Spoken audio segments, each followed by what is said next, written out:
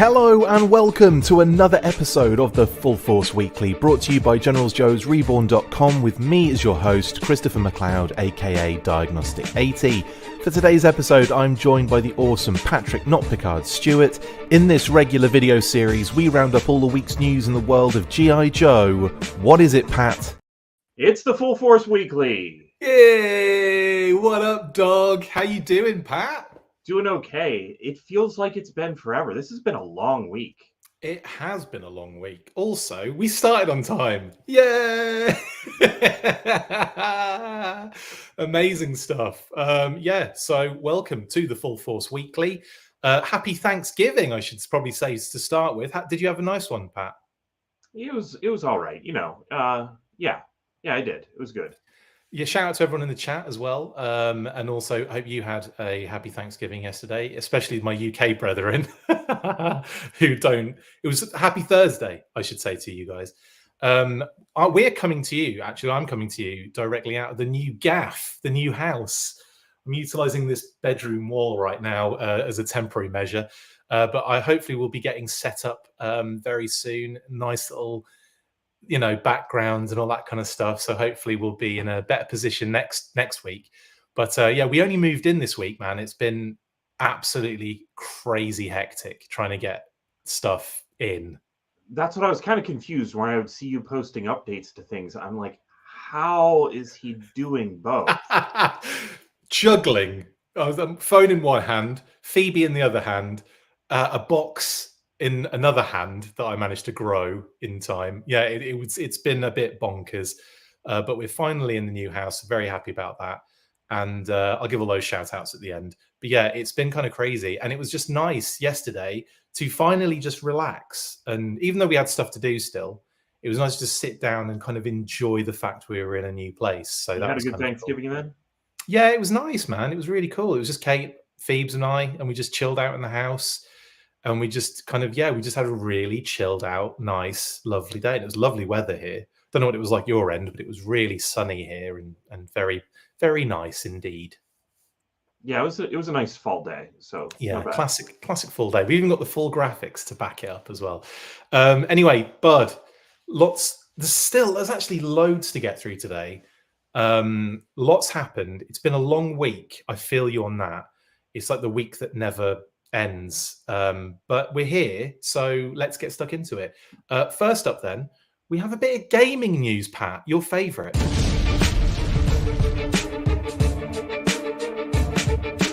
This nearly passed us by in actual fact, but mobile game Top War is doing a crossover event with G.I. Joe. A trailer popped up last weekend revealing the collaboration and features Cobra and Joes in their classified designs but in a more cartoony style. The game is a free-to-play mobile war strategy game in a similar vein to Gunship Battle Total Warfare, which has also crossed over with G.I. Joe in the past. The event is live now and you can check it out via the links in the description. Yeah, Top War, where did this come from? It's funny, I only ever know what games are out there when they do crossovers with the G.I. Joe. It's like, never heard of Top War before in my life. And then all of a sudden I got a sponsored ad for it 5 days after it had been revealed as well. So I was very off the ball on that one. So that was one that definitely slipped by me. What are your thoughts off the bat here, Pat, initially? Well, the outfits are looking a little dated to me at this point. It's weird to me that they are still going with figures that if you were a kid, you would watch and never be able to actually buy unless you bought a used one. Yeah. No, I feel that. They've gone. I think this is kind of. Sorry. Also, shout out to Mark at Talking Joe. Yes. Hey Pat, and I suppose hey Chris too, if you insist. Thanks, Mark. It felt like you had a Full Force midweekly earlier in the week. I did. It was like a little catch up, wasn't it, of news? Absolutely. Anyway, so Top War. Let's talk about that. This is an intriguing one for me. Pat has just mentioned there, obviously, the fact that the fact they're using those old school classified designs may kind of date it a little bit, and I do feel that way with it. Definitely, it does. But also, I kind of feel for the kind of for what they're going for with this game, the kind of cartoonier, tongue-in-cheek, bit more kind of kiddie kind of friendly animation, kind of works for it in a weird way. Like, I feel like it kind of those designs lend themselves a little bit to this style, if you get what I'm saying. But with that kind of said, we do have a few kind of like screenshots of the videos. There are 2 trailer videos that are out there, which you can check out. Obviously, you can check them out now if you want, or you can check them out after the show. But we've got a really kind of, I suppose, a more simplistic view here of Cobra Island, which I thought was kind of fun. Oh yeah, I like that as well. Honestly, they've really, that's one of the things the classified line has done well, is to kind of helped to define Cobra Island, in my mind anyway, because obviously we have that map that's in the Marvel comics, which will always be Cobra Island to me. Yeah, but same. They added so much to it and really built it out to something that looks like what I kind of would have now imagined. And this is like a cartoony version of that. So I'm good with it. It's funny, isn't it? They're always trying to shoehorn the Cobra logo into every single aspect of Cobra's kind of stuff. Yeah. And they've been trying to do it with Cobra Island as well. Like, you know, this is effectively the island. Yeah, this is effectively the, you know, yeah, exactly. I just find it quite funny that they've always tried to do that, and now they've gone. This is like the next level. It's like they're what do you call it, when they always do it in those dystopian future movies, when they're making a planet livable. What's it called when they try and make a planet livable? Terraforming. Thank you, Pat. It's like they're terraforming their own Cobra Island shaped Cobra Island. It's just amazing. So anyway, I do like that. They put a lot of money into the animation here, but they've done that right. Okay, I listed the games the other day that G.I. Joe has either released or collaborated with since, shall we say, since Strike, which was like the last game that was on the mobile app. It was a mobile game where you'd like be in the middle of the screen and you'd kick left or right. Like enemies would come left and right at you. I'm not sure if you even saw that, Pat. Did you see that back in the day? I don't think I did. No. I think it was before Classified kicked off. It would have been in like the 2010s or whatever. Yeah, basically everything's. Well, there's definitely a new effort to do this since Classified, so they almost kind of do belong. Yeah. Better. Let's talk since Classified was released then, because I wrote the list out the other day and it's mental. So Puzzles and Survival was one, and the money that must have gone into that animation must have been off the charts, because that was like a movie level trailer. Like, that was incredible. The game really was. I was not into it at all, honestly. But anyway, Puzzles and Survival was one crossover. Gunship Battle Total Warfare, another huge amount of money going into like the trailers and the kind of like video backup kind of stuff for that. Brawlhalla, same deal. Do you know what I mean? Like, but probably not as much. They didn't have to do as much, but it was still a high quality animated trailer and stuff like that. Smite. I mean, I know we had Transformers with them first, so Hasbro had that. You know, they had that connection with them, and they were going to be doing their brands anyway. But Smite got a crossover with G.I. Joe as well. Obviously, the big one, Fortnite. Mm-hmm. That was a major one, and that was more in line with the movie, so that kind of made a bit more sense in terms of what they were doing. The timing felt right. It was during that period where they were literally getting every license Fortnite. So again, that made a lot of sense. Obviously, they had the War on Cobra mobile game, which wasn't a crossover; it was an actual game that was for G.I. Joe. Then, of course, we throw in Transformers Earth Wars. I think might have been the first one, actually, Pat.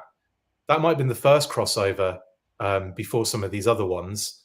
I'll have to go back and look at the dates. I played some of these games and I'm having trouble like remembering the differences between them. Like, I know I played Brawlhalla. That was just that kind of like Super Smash Brothers sort of. It was 2D beat 'em up. I think I played that on the Xbox. Yeah. Transformers Earth Wars actually was that I really enjoyed that, because I like getting like Hound as a vamp and then watching him transform, and then Duke would be standing next to him in like the bay, and so it was I really enjoyed Transformers Earth Wars. But then it got to the point where you couldn't go any further, because unless you paid money, unless you dropped money or spread out, you know, your play. And that's what these games really. That's what these games really. Yeah. that's where I struggle to get involved with it. I don't necessarily mind DLC after the fact. If it's like a game that's got a lot of depth and you can add stuff to it and you can use it more often, you can use it again and do different things with it. But with these kind of games where you kind of have to pay to play, it always rubs me the wrong way. But Transformers Earth Wars is another one. Obviously, Operation Blackout as a console game, that was a major one, much like War on Cobra, specifically G.I. Joe, made for the brand. And then, of course, I had Strike on there too. So overall, if we take Strike off the list, and also Battlegrounds as well, which obviously was the precursor to all of those, then we end up with 10 games either crossover or released. And then, of course, there's a AAA Snake Eyes game around the corner and Wrath of Cobra, which we're really excited about still, aren't we? I mean, I know I am, Wrath of Cobra. Yeah, I'm now getting confused again on which one is which. So Wrath of Cobra is the kind of Turtles style. Oh, right. Yeah. Wrath of Cobra I am excited for. I forgot that was the name of it. Yeah, no, I'm looking forward to both of those. I definitely will be playing both of those, which I can't really say for most of the games that are on this list. A lot of them were just like, yeah, I know it's just going to be a microtransaction game and I'll download it, have to figure out what the controls are like.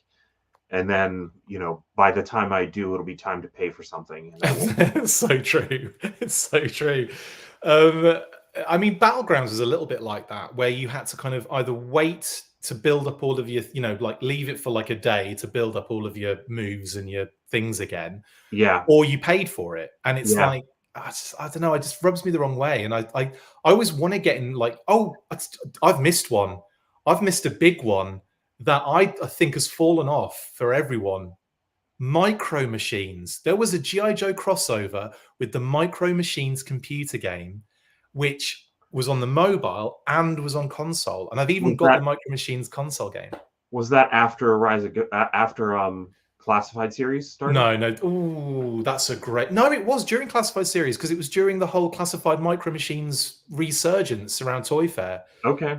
Yeah, I don't remember that at all. Yeah, so who remembers that, guys, in the comments? Because I actually did pay to unlock as many of the G.I. Joe vehicles as I could.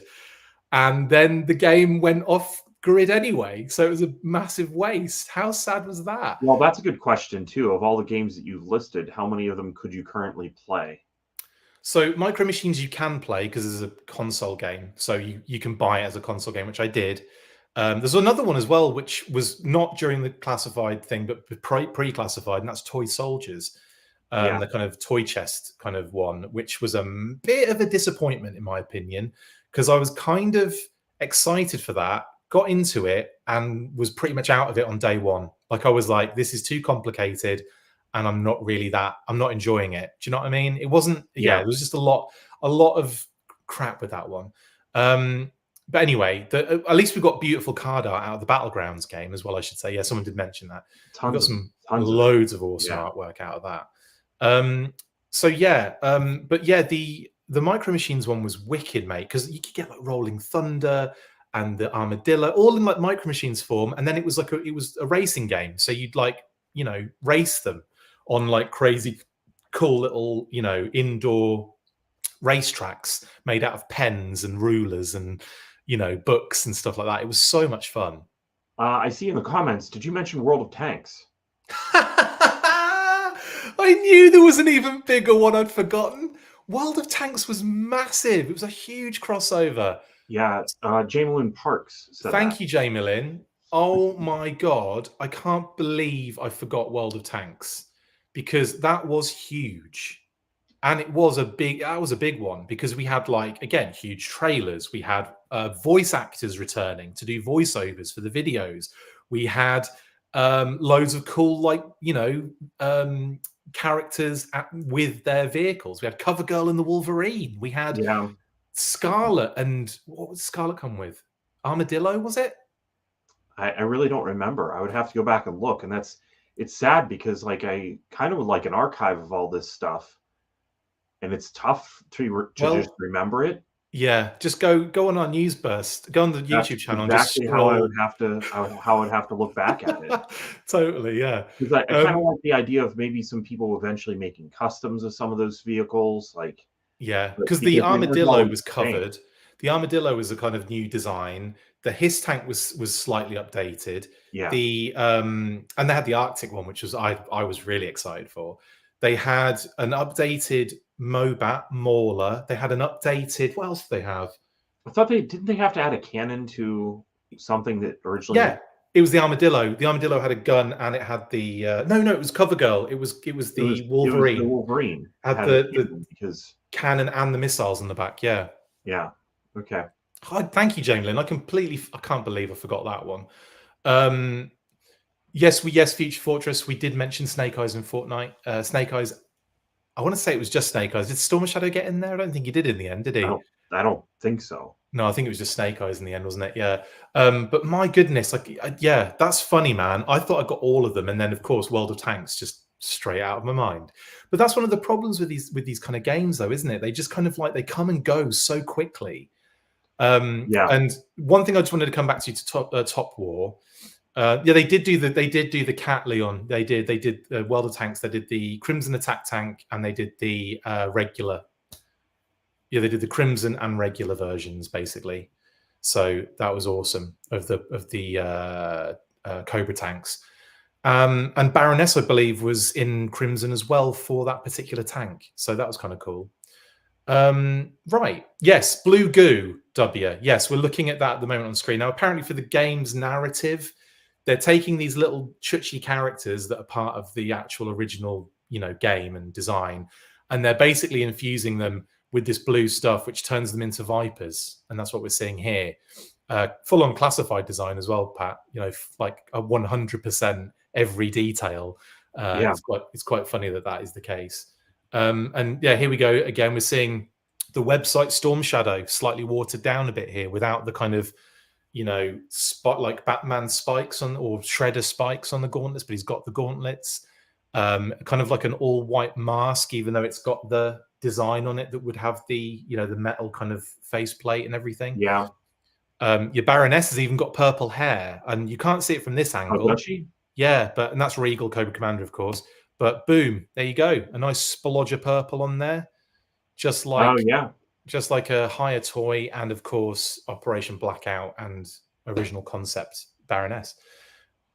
Yes, figure 6-pack. We talked about Toy Soldiers War Chest. We talked about that in quite a lot of detail a second ago. I was saying how disappointed I was in it. And then we have the Vipers running out of these giant. They're like like again. I come back to the Teenage Mutant Ninja Turtles here. I've said that twice now, talking about computer games.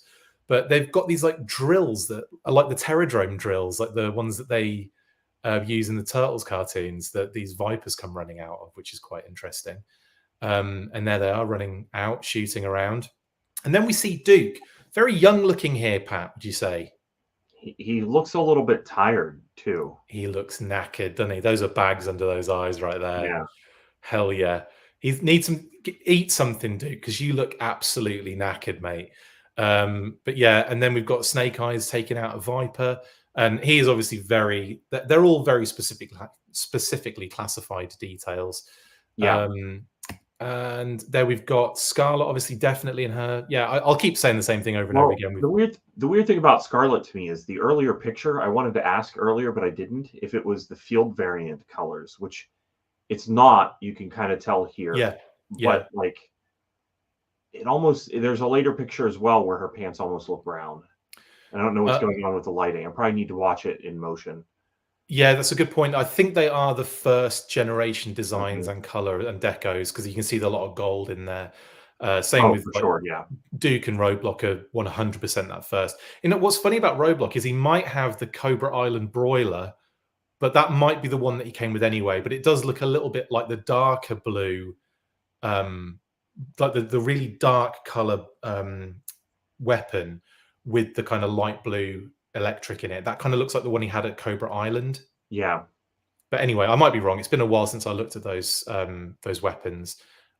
Duke's obviously got his little laser cannon thing, his little blaster there. There's Scarlet. The pants are just kind of looking brown there to me, but I don't think they are. I think that's just lighting. I think you're right. I think you're right. And then, of course, Top War G.I. Joe. There you go. So it's actually running now, the event, so you can get into it right now. Links are in the description. Now, what was I going to say about that? We have the 2 trailers in the description, and we have the website, and the website has the links to the Google Play and App Store, so you can kind of download it there if you want. Obviously, you can search for it on your phone. You can do that as well. That's usually what most normal people do. But the links are there if you need them. Now, I think that's pretty much all to say on it. I'm going to say it now, Pat. I'm probably not going to get into this one because I don't have the time anyway. But even if I did, these ones always, like I said before, I always stop as soon as it's like microtransactions, I'm out. Yeah, no, I'm probably not going to be getting into this either. But I hate saying that and being mean about it. It's just like, yeah, I really don't have a lot of time right now, and that's the factor. Agreed. Absolutely, same deal on that one. So we will move on then, because that's Top War X G.I. Joe. Nearly missed that. I can't believe I nearly missed that. Do you know what? For the first time ever, a targeted ad made sense for me, and it was sent this to, like, I got a sponsored ad about Top War X G.I. Joe, and I'm like, huh?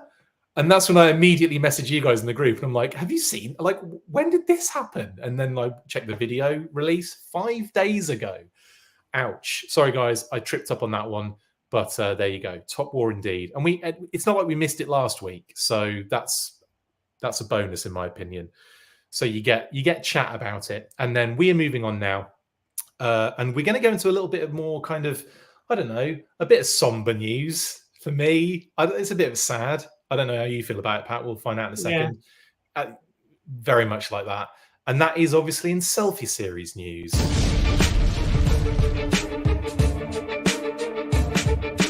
Looks like the Hasbro Selfie Series is no longer taking new orders and has been removed from the Pulse website.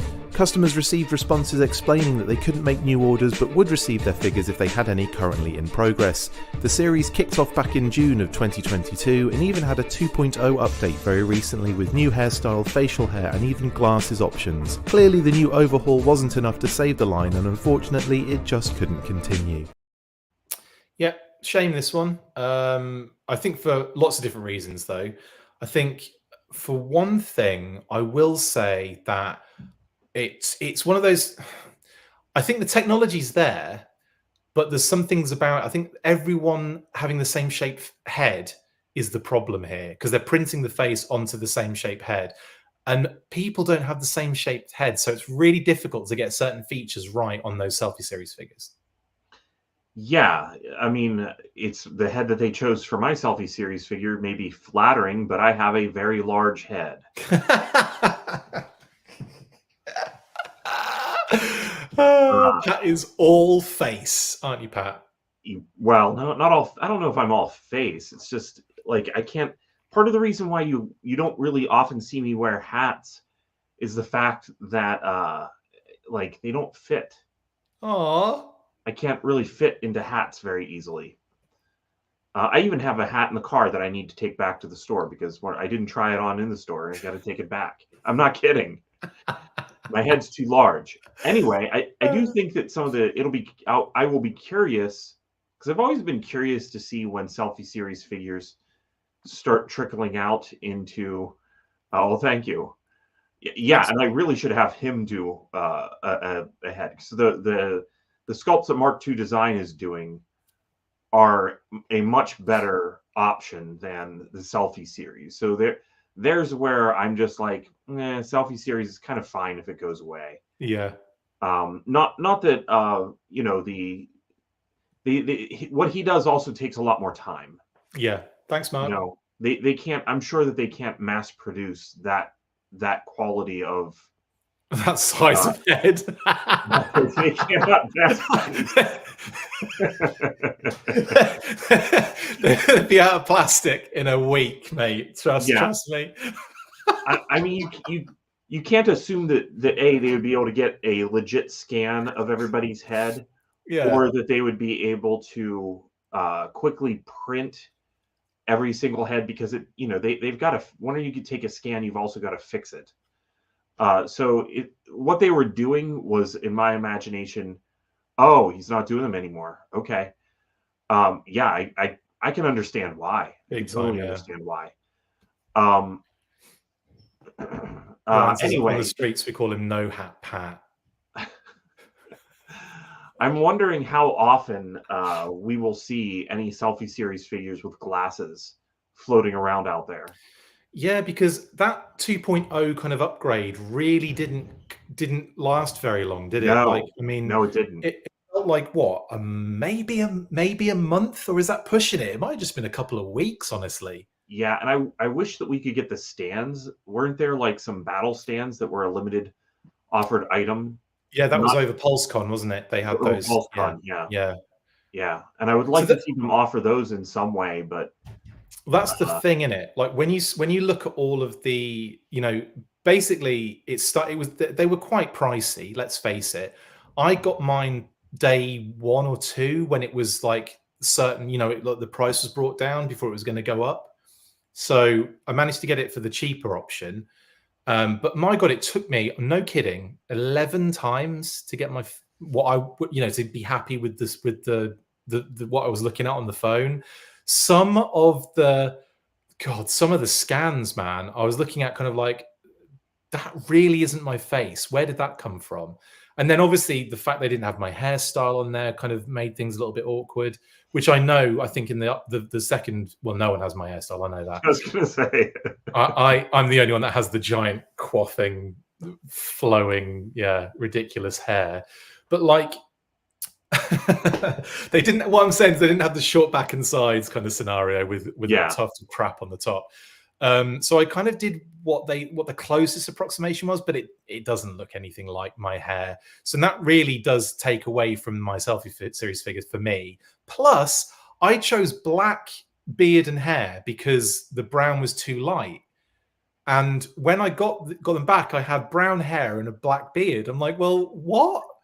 Why would they do that? So I'm probably going to end up like customizing my Selfie Series figure, honestly, because I quite like the face.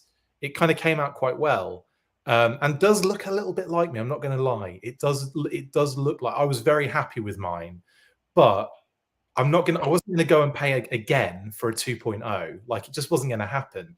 And I think like people that got it first, they were the only ones that were going to get it. Do you know what I mean? Like they weren't doing these very well because they were bringing the price down every friggin' live event.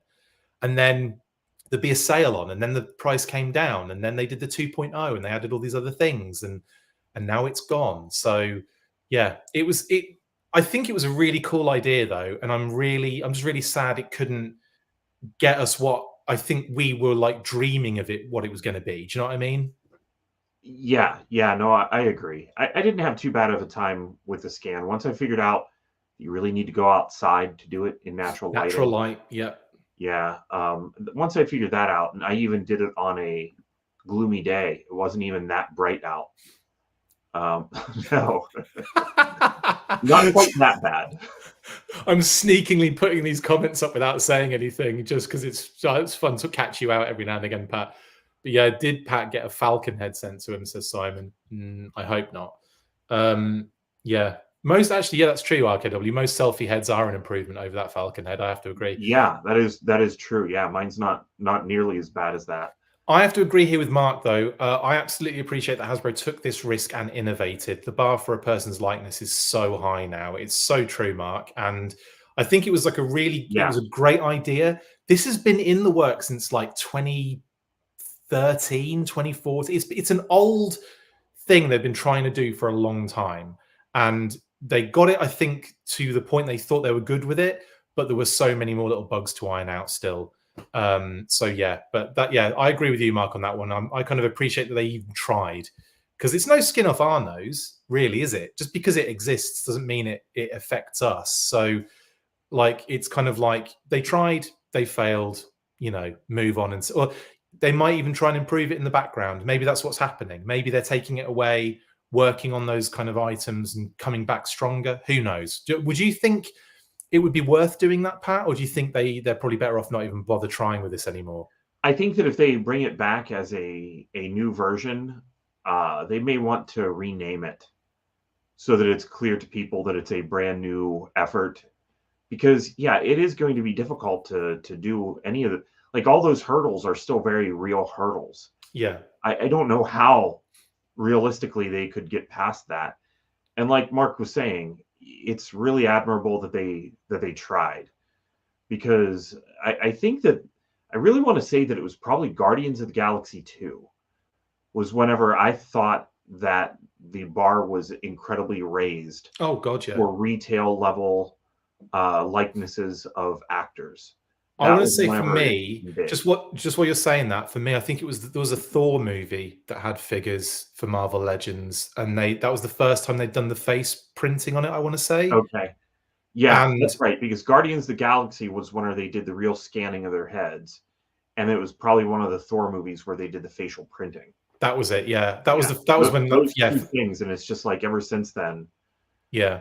If somebody's nose is a little wrong, it's like, and then some of the younger likenesses still are a little bit difficult. Like the current, the vintage collection Harrison Ford is probably the best. Yeah. Han Solo and 4-inch so far, which they are. That means they're still making improvements on all that. But yeah, it's tough to get those older ones looking right because they didn't have scans of them as younger people. Yeah, totally. For me, it's I am going to say I'm a little bit sad of it because I wanted it to be so much better than it was, and not that it wasn't. Like, I kind of expected it to be what it was when we got the information for it. I'm like, okay, cool, scan on the phone. I imagine there's going to be like glitches, or there's going to be issues, or you might have to do it a couple of times. But I didn't anticipate doing it the amount of times I did it just to get some. And then this is the thing, though: you do one, and then you think, oh, it's okay, but I think I can do better.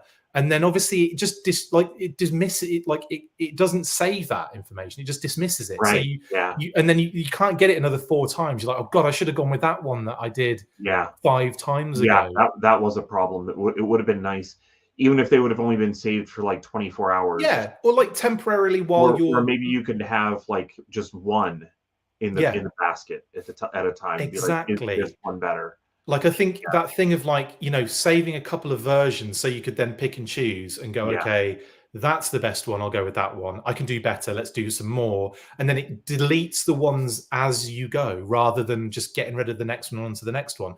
I get that this sounds like therapy. So like I get that there's like a, there's an ease, and it makes more sense technically from a technical standpoint for it to just be like, you've done it, move on to the next step, and then that gets wiped so that there's no storage of information and stuff like that, because it's obviously that's money, that's space, that makes a lot of sense.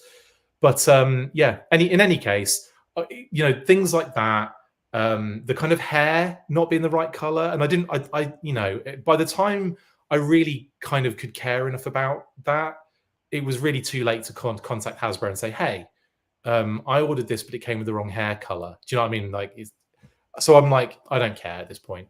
I can paint that black if I have to. So that's not a problem. Anyway, that's the cancelled Selfie series.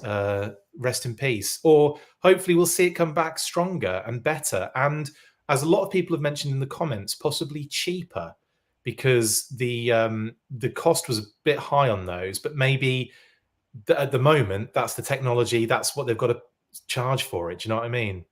Yeah, that's true. It was, I mean, they had some sales early on to try to get it it in people's hands and get people talking about it, I think. And they also had sales recently, but yeah, it's a shame, kind of a shame. They were better than some of the other efforts that I had seen, where it was almost a flat, a flat canvas of a face, with everything printed on, and it only looked okay from one angle and from the front. Yeah. You put it to the side, and it's like Voldemort or something. Exactly. Yeah. I did see some of that stuff out there, and was like, well, eventually we'll get there, and it will get better over time. Yeah, totally. Tor says, I wonder how many Selfie series they sold. I would love to know myself, because I know a lot. I know some people that have them, but not a lot of people. For the most part, in the comments, it's like, I never got it. It's too expensive, yada, yada, yada. And I only know like maybe 6 or 7 people from from the crew, or the group that got them. So I don't know. It's an interesting one, isn't it? Anyway, that's your Selfie series. Let's move on because we do still have lots to talk about. Next up, Pat, we have a little bit of Hiya Toys to talk about again. Every bloody week, isn't it? Yeah.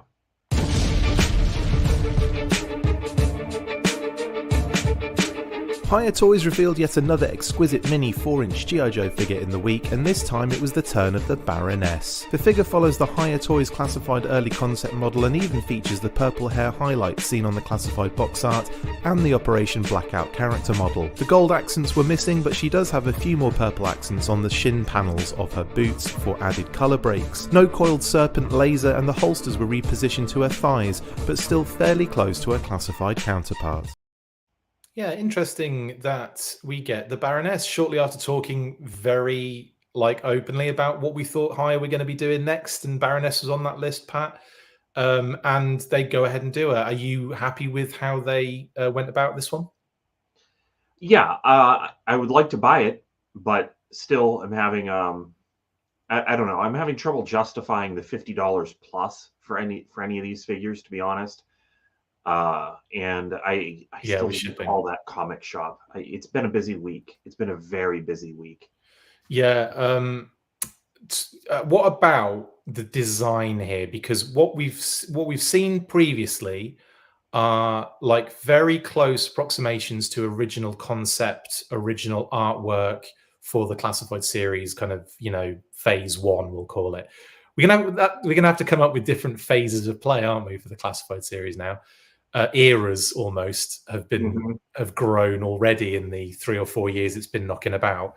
But yeah, they've gone for a couple of changes here. So we've got the purple hair, which I think we all expected to see, but we don't have what I think the other thing was, all the gold accents which are on the artwork. So are you surprised they went with what is closer to the classified figure? It's a weird blend, because having the purple hair on there but not the gold, I kind of would have liked. I kind of could imagine them doing both, doing one that's just in black, more colored like the original Baroness. Yeah. Then also doing one that is colored like the classified series was supposed to be. Yeah. So yeah, it is a little odd that they went in this direction, because I think it might limit their ability to make a redeco in the future. I mean, maybe you go the opposite way and add in all the gold and subtract out the purple on the hair. Maybe, I don't know. I don't know how swappable the heads of these are. Again, the only figure that I have from Hiya is that RoboCop, and it's very hard plastic and kind of difficult to swap pieces. So yeah, I don't really imagine a lot of that happening with these.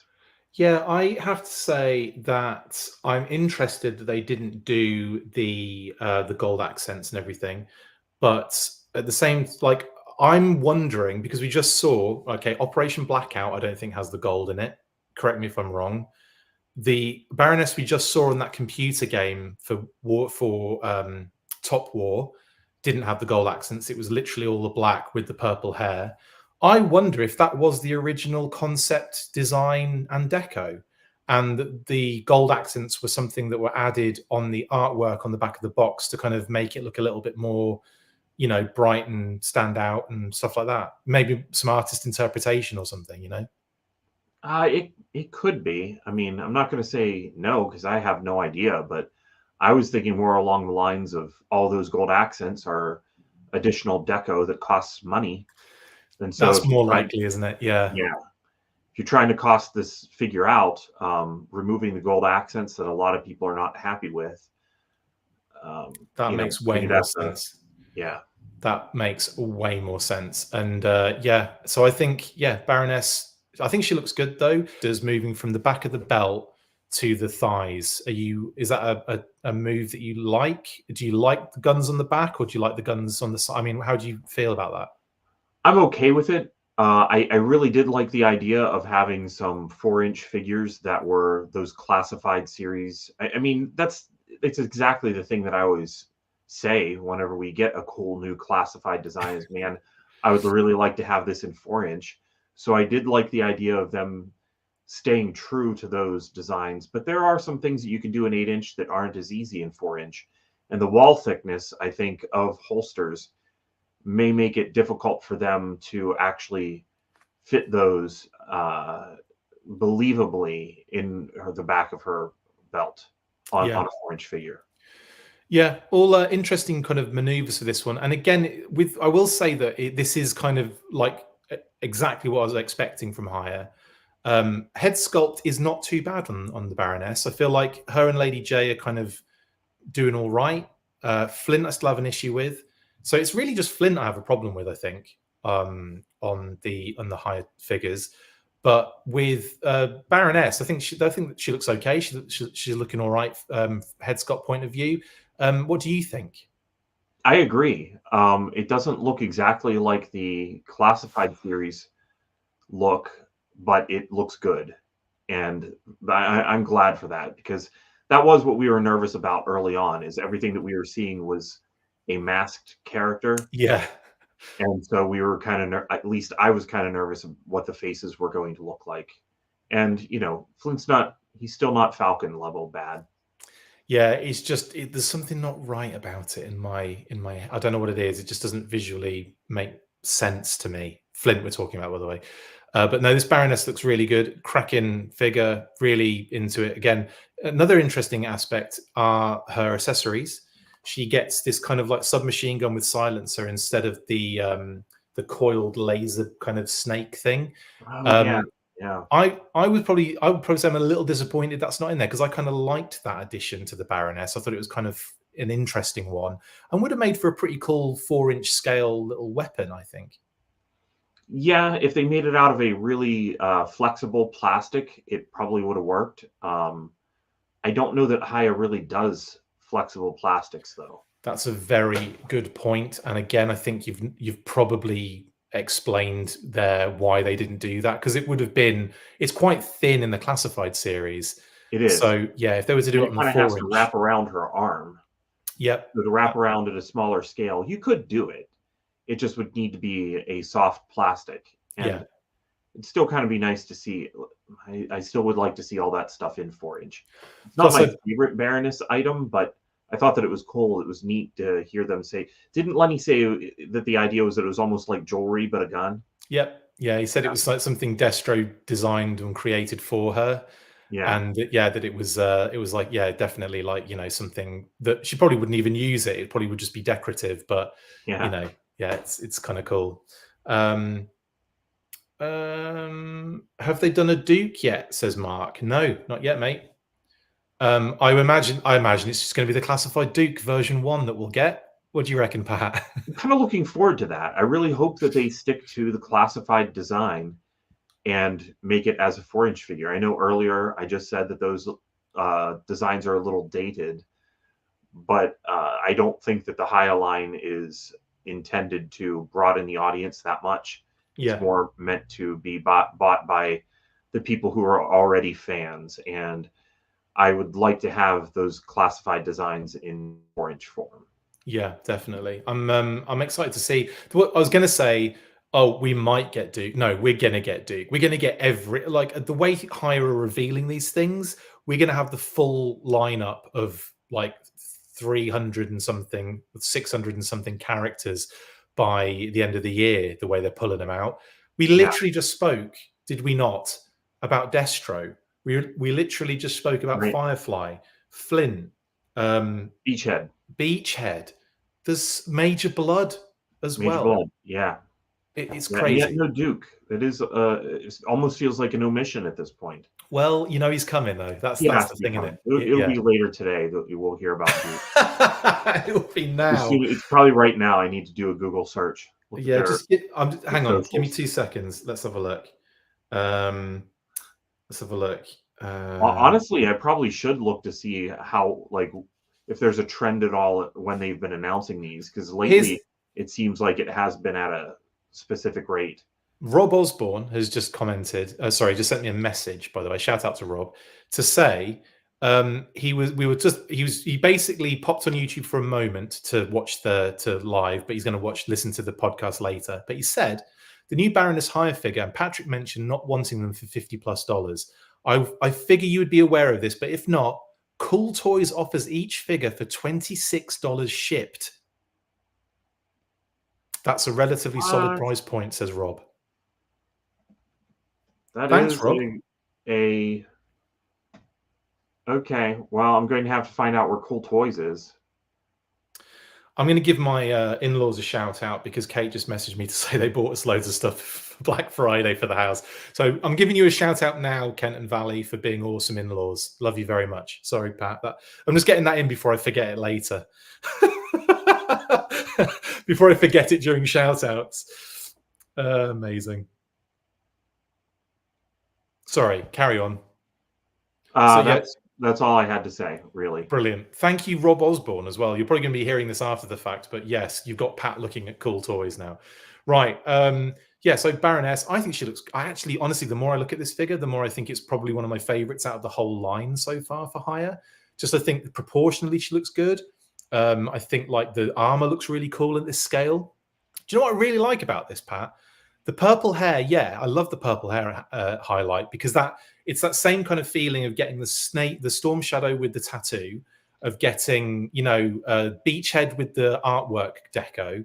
And it's the same thing with Baroness, getting the purple hair, but those little purple slots in the shin guards as well. Do you think that those were something maybe that was on the classified series figure that was dropped, and now we're seeing those? Because that's not an area of the character that we were getting a lot of art of.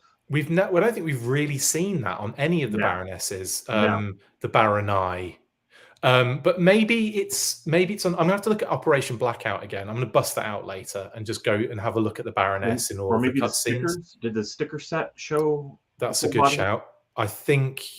Do we have a full body of Baroness? I don't think we do, and I'm just trying to think because I can visualize that sticker set and everything. I think Storm Shadow was in there, so I would think Baroness probably was. Yeah, I'm just not sure if she was full body or not. Yeah, but I'll have to check that out.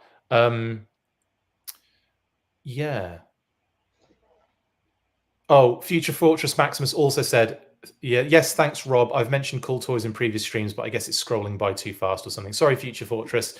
I may even have seen it and it just wasn't registering at the time, but thank you as well. Anyway, yeah, okay. Well, yeah, that's the Baroness. We also just go through all of the images before we move on. And I just, again, I know like a lot of people, it was a little bit kind of controversial, the purple highlights for a lot of people, but I kind of dug them and I thought, well, that's quite interesting. So I'm really excited that we get a figure that has that now. Even if it's not classified, we've got that, and same with Storm Shadow. I'm really happy there's a Storm Shadow with that wicked tattoo and the sleeveless and the gauntlets and the mask and everything. So cool. Anyway, yeah, and there you go. There's her loadout, the 2 pistols, the Uzi with silencer, the spare hands, the dagger that she also had in the classified series, and the figure stand, the Dio figure stand that they all come with an interlock, which is kind of cool as well. Okay, that is the Baroness Hiya. I think we've covered that in enough information. Covered it in what? Next up then, Pat, we've got a little exciting classified update to talk about next. So let's get into some classified heads.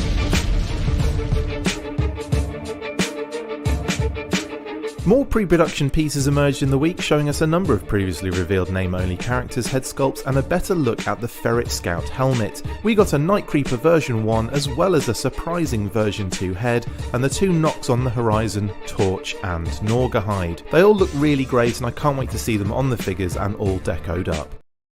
Yeah, these are interesting. So obviously we've been getting a lot of pre-pro images sneaking out on like Reddit and other little kind of formats here and there and everywhere. We had the Norgahide hat sneak out recently, did we not, mate? And some other stuff. So now we're getting some full-on head sculpts on show. I believe the Night Creepers Norgahide were found and the Ferret helmet were found on Reddit. And Torch, I forget who posted that now. Apologies. I look at this. If you look at the Facebook post we made, I think I called them out on there. But we got Torch as well. So let's go through these one by one. We'll start with the Ferret Scout helmet, buddy. This looks kind of cool, doesn't it? There's a lot of cool textural stuff going on with this helmet. Yeah, this looks to me like whenever I think about what we had discussed before, as far as it looking like the concept art ferret driver. Yes. This helmet does not look like a 1980s helmet to me. So it does kind of put this in the update of a character kind of zone, but that's not a bad thing. Yeah. I just kind of want to see what else they do with the figure. Big time. I think from what I can gather and what I would expect now is effectively the body, full-on body of what is a Valkyrie figure, with obviously without the helmet, just like the head sculpt and everything. There's just the masked head, and then a new secondary. That's what I'm assuming is going to be happening for the Ferret Scout. But I could be wrong. Could be new builds, could be new parts, could be new all sorts on there, and it could be something that's slightly different. But I do think it's going to be a female figure based on the imagery we've seen, and I think the Valkyrie makes sense to do as a sort of, in the same way that you do a repaint of the officer as the Stinger driver, for example. Yeah. Or you do a repaint of like the I don't know. You know what I'm talking about, though. So in that kind of vein, I wonder if doing a repainted, rejigged sort of Valkyrie would make sense here. Yeah, actually, I think that would make a lot of sense. I do kind of wonder if maybe they would change out the boots as they did with Shooter from the Scarlet Legs. So there's a lot of different things that they could change up. But maybe the fact that we're only seeing a helmet, that's part of the thing that I wonder whenever we're seeing these parts, that there isn't necessarily more showing up with them. So we may just be seeing what the new bits are that are going to be added to existing tooling sometimes. You could say that's actually quite spot on when you think about Norgahide, head, hat, and the rest could just be a naked body and pants, couldn't it? Like, Well, he'll probably have clothes on. A vest secondary, absolutely, but you never know. Like, I know what you're saying. I get what your meaning is there, and like why we're seeing some things and not other things. Leon Jamos written BMX Bandits. It does have BMX vibes, this helmet. I love that, Leon. It does, yeah.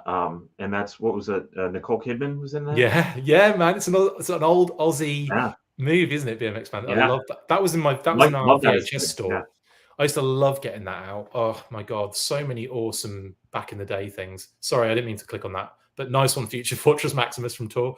And I believe he's saying nice one because Future Fortress has just had his General Hawk delivered from Amazon. Well done, mate. Wow, enjoy that. Nice. Okay, enjoy that. That General Hawk looks phenomenal. I'm very, very jealous of you. It does, yeah. Very jealous. Yeah,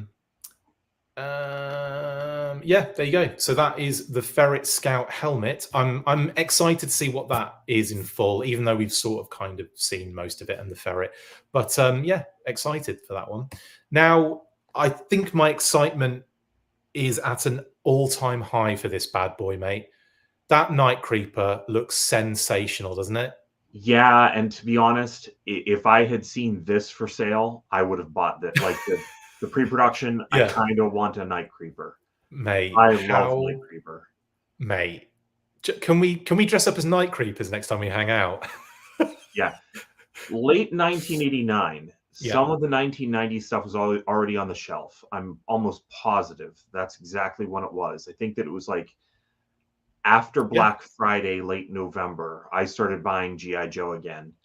And I remember going to, where did I pick up Snake Eyes? I know that I went to Toys R Us and I went to Children's Palace. And at one of them, I picked up Snake Eyes, and the other one, I picked up Night Creeper. Nice. Yeah. So, Night Creeper was one, mate. You probably had the same experience as I did because I got it in the States.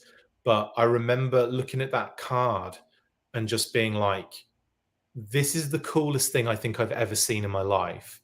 And then all the other stuff that kind of like played into how cool this figure was. Not only was the deco cool and it looked cool, and it was interesting, but then it was this it was a different sub team. It was like a group. It was they were under contract with Cobra Command. They were freelance high-tech ninja assassins. It's like, could you have put cooler words together in your life. I don't think you could. Is there a cooler set of words put together than freelance high-tech ninja assassins? You'd be hard pressed to find something better. You're right. It just amazes. It just amazed me out the gate. And the weapons that he came with, like the backpack with the swords, the curvy sword, the kind of pronged, like, imagine being stabbed by that pronged sword. How hideous that would have been. Yeah, well, I don't want to imagine that. Imagine that, Pat. And then that what I would say is probably the best crossbow in the line, in my opinion. It's a lot of fun. Yeah, that figure is insanely good. I missed accountants, Leon. You're right. I should throw accountants into that list of words. Freelance accounting, high-tech ninja assassins. That actually brings it down a touch, I think, throwing accounting in there. It's funny, isn't it, how we had all of these like ninjas that also did the accounts, like Jinx, and we had a guy dressed up as a bird doing accounting, and we had Night Creepers. It's just hilarious. But yeah, like I love, we've talked about Night Creepers a lot recently because we did a monthly where we discussed some kind of Night Creeper stuff. And in my narrative of what they're like, because obviously that was back then, but now, there's so many other things you can kind of apply to Night Creepers being these high-tech ninjas. And one of them would be like, like finding them on the dark web in order to get their services. Cryptocurrency is all they deal with, that kind of thing. Just so many kind of fun, interesting things about today's culture that would like really go into what they're about as these high-tech ninja assassins nowadays.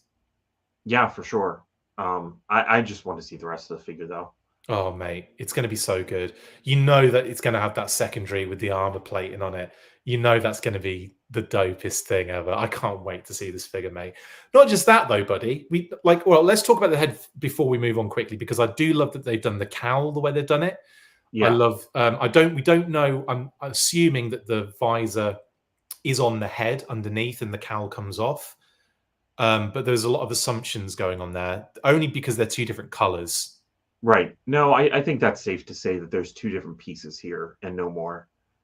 And I don't think we're going to get removable goggles, which would have been cool, but might just be overkill at this stage.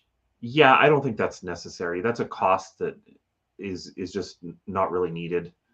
But they've done really well with this. It looks great. It looks exactly what I wanted it to look like and would hope it looked like. So yeah. What would Cobra's cryptocurrency be named? What was the name of the currency in that cartoon episode? Oh God, that's a good point. Was it just like, I think it was just like Cobra money or Cobra dollars or whatever Cobra it was. Cash or something like that. Cobra Cash, it might have been, yeah. But no, the cryptocurrency, their cryptocurrency would be called like Creepto.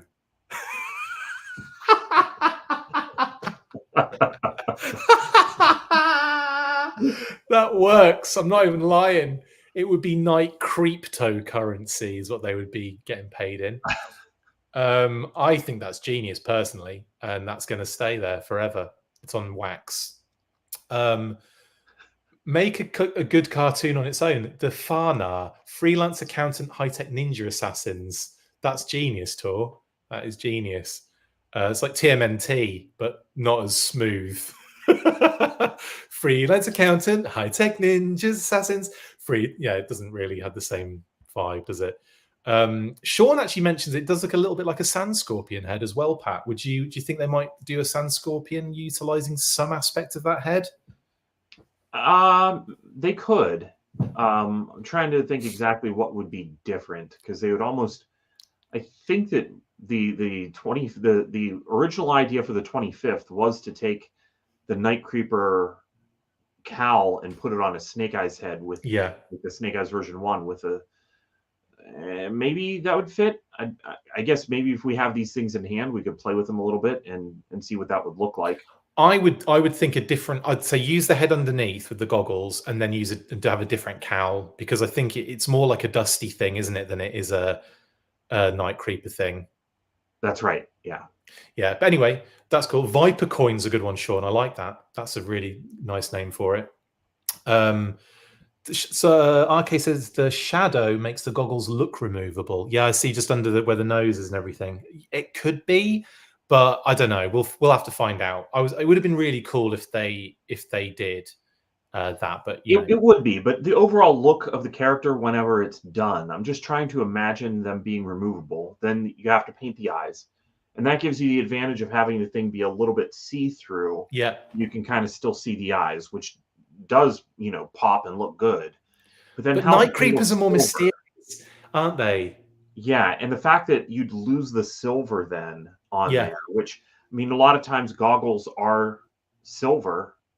Look at the way that they painted the snow job goggles, and I almost wonder if there's going to be some sort of tech deco inside of there rather than it just being silver. So I think they're going to do something with this that's going to look good, that doesn't need the goggles to be removable. And eventually, hopefully, we'll get a Night Creeper leader. That will kind of meet the middle ground of that, and you will have a Night Creeper with it that's unmasked. You'd be unmasked, but he'd still be blindfolded. How cool would it be if they did a removal blindfold and they gave him kind of white eyes or something where he's obviously can't see or whatever? Well, I don't know, because I've always wondered if that was kind of a ninja technique that he was employing by having himself blindfolded. Yeah, rather than being actually blind. Yeah. Right. Or if he was just trying to intimidate other people and maybe he can see through that just fine. It's the biggest lie ever. Yeah. Yeah. So I don't know. I really don't know. Or it's probably a high-tech bandana. Night Creeper. So yeah, I guess in no situation do we have. No, we had the Night Creeper leader had in the club. That Night Creeper leader had the visor, the bandana removable. That's the one that I'm thinking of.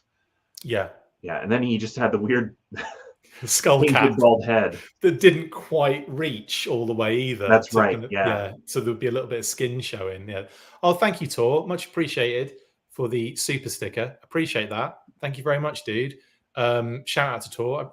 We very much appreciate any of those. Our little super chats. So thank you very much. That's very kind of you. Moving on though, Pat, and this is even probably more exciting for me and probably yourself as well, I imagine. I don't know, more or less. We'll find out. No. Yes.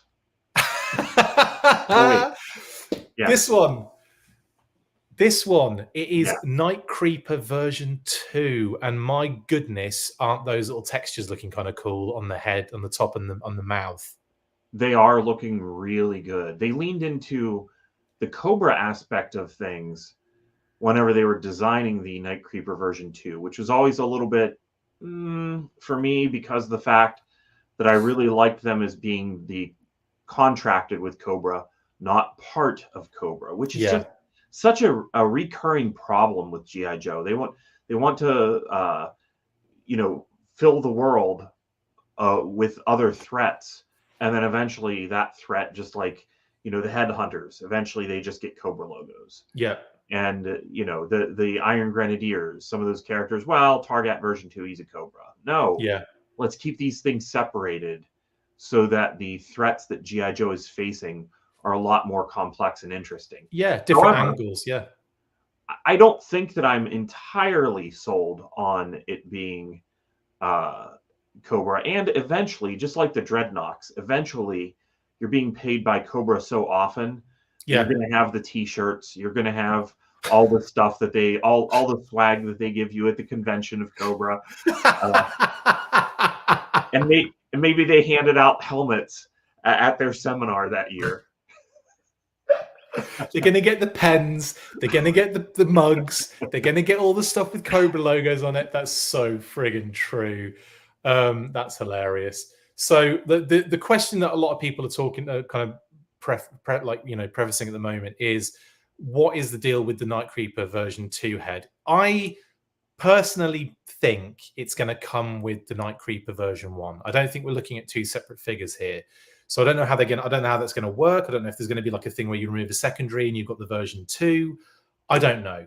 But all I'm assuming right now is that the version 2 head will probably most likely come with the version 1 head, the version 1 figure.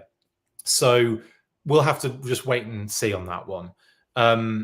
The only reason I say that is because we do know that the Night Creeper is coming, and we have a listing attached to it, don't we? So because of that listing, we know that it's a single figure. It's not a 2-pack or anything like that.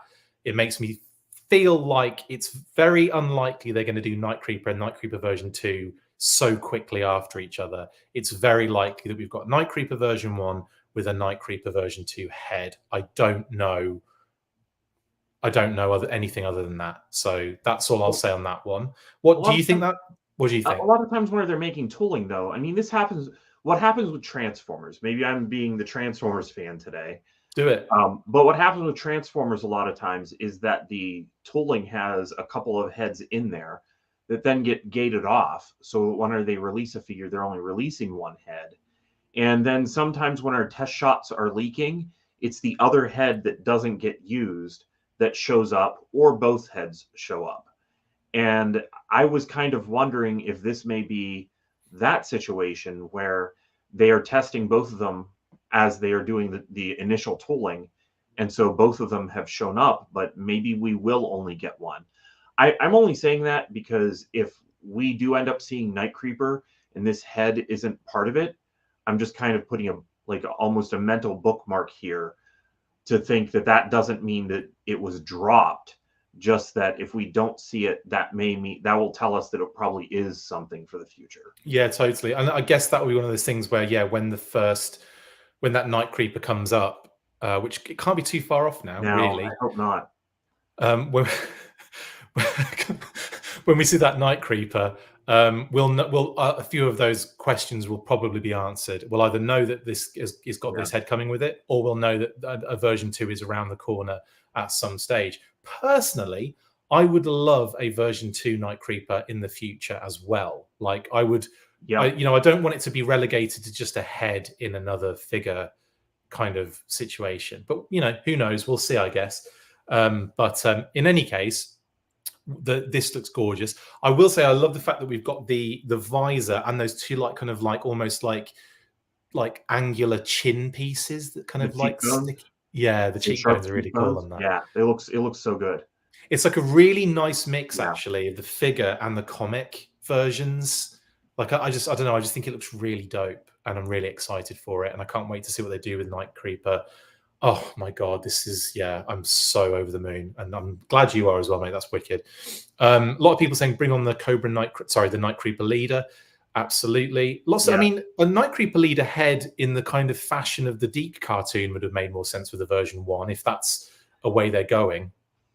Yeah, honestly, there's just so many opportunities for cool Night Creepers that I think that the sooner that they make them, the better. I do kind of like the idea. I mean, you're right about the Night Creeper leader head would make sense in here, along with some shoulder pads, and then you'd have 2 figures in 1 pack.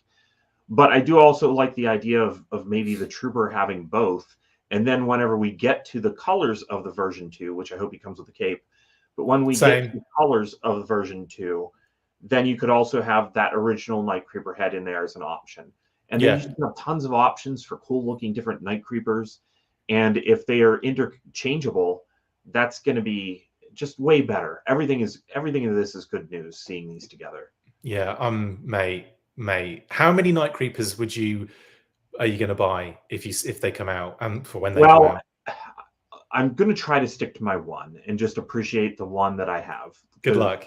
I don't but if I see them on sale, Zorana showed up again at Ollie's, and it's like, well, who was that? Who showed up?